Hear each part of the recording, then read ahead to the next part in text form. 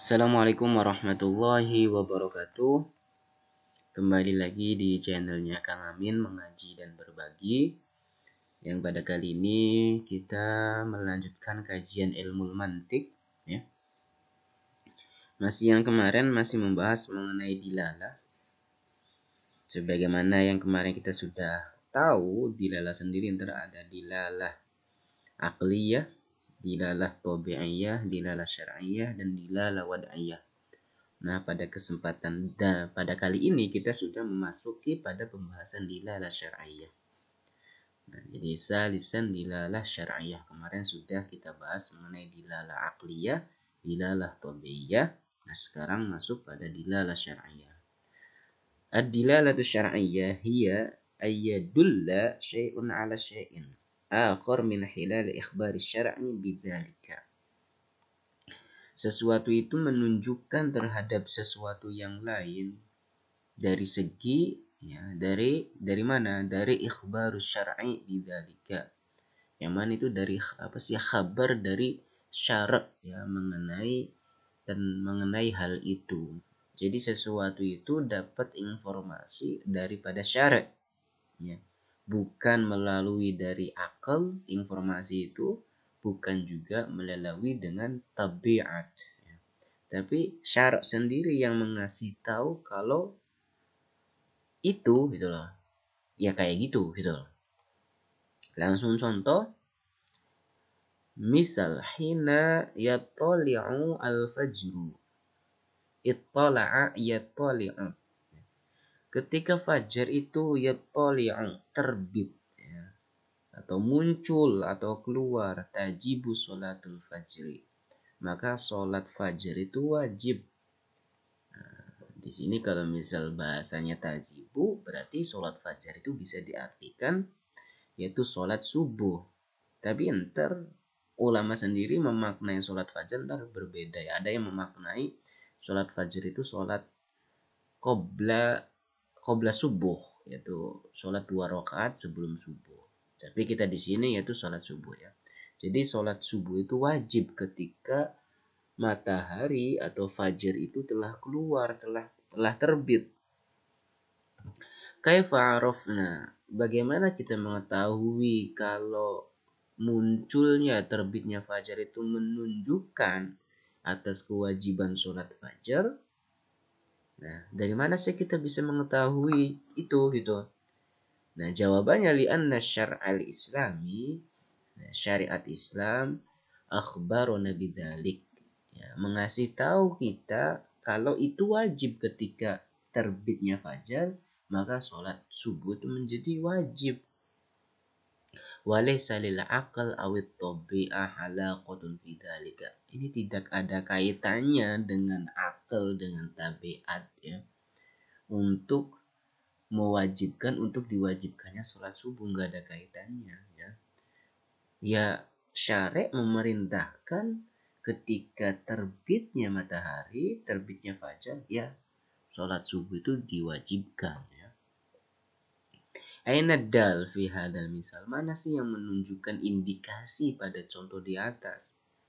Nah, di sini tulu al-fajri, terbitnya fajar. Ainal madlul? Madlulnya mana? Yang dihasilkan. Itu berupa sholatul fajar.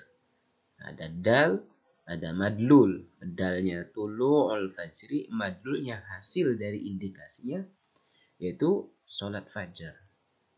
Nah, keduanya itu disebut dengan dilalah syar'iyah. Contoh yang lain, ya. Contoh yang lain kita tarik dulu ke bawah. Nah, hina yasilu al-muslimu ila sinnil buluh.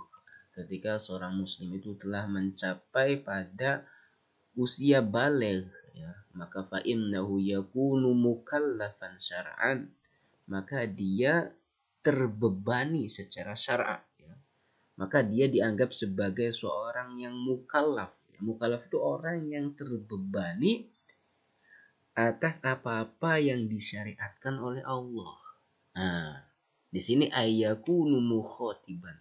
Dia menjadi mukhotib, orang yang terkena khitab, gitu, bil ahkam syariah, terhadap hukum syariah.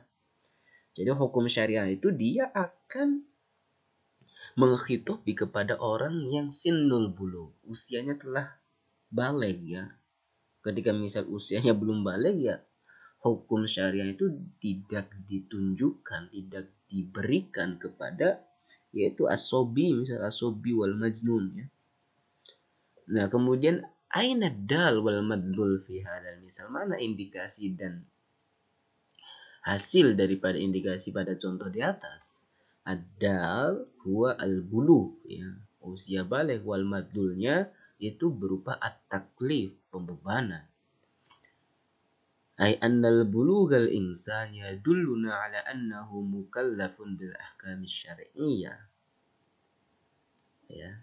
Jadi kedewasaan atau balignya seseorang itu menunjukkan kalau dia itu sudah mukallaf.